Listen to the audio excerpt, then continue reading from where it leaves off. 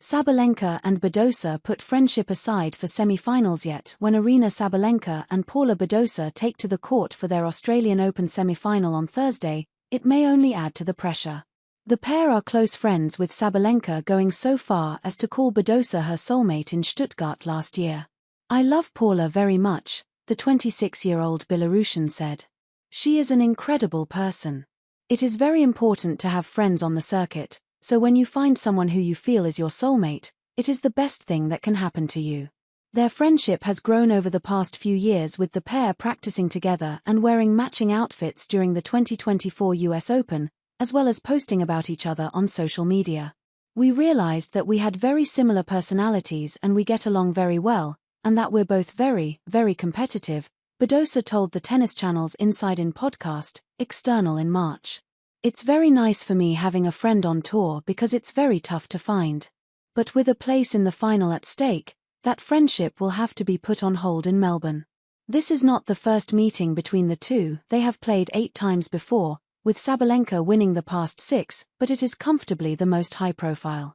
World number 1 Sabalenka is bidding to win a 3rd straight Australian Open title, while it is 27-year-old Badosa's first time in the last 4 of a Grand Slam. The Spaniard shocked 6th seed Coco Gauff in the quarter-finals as her remarkable recovery from a back injury that she feared would force her to retire only a year ago continues. "It's tough to play your best friend," Sabalenka said after beating Badosa in Stuttgart. "However, difficult as it may be, once they walk out on Rod Laver Arena, all sentiment will be put to one side. We know how to separate things," Badosa added. "We decided a long time ago that off the court we are friends, while on the court she really wants to win. I really want to win," said Sabalenka, who beat Anastasia Pavlyuchenkova in the quarterfinals. "So on the court we are competitors and there is no place for friendship." 5-time Grand Slam champion Iga Swiatek will take on American Madison Keys in Thursday's second semi-final. For Polish second seed Swiatek, it is a chance to improve on a disappointing record at Melbourne Park, with this just the second time she has progressed beyond the 4th round. "This is something that I always wanted to improve," she said. "It's not like I need to prove it to other people.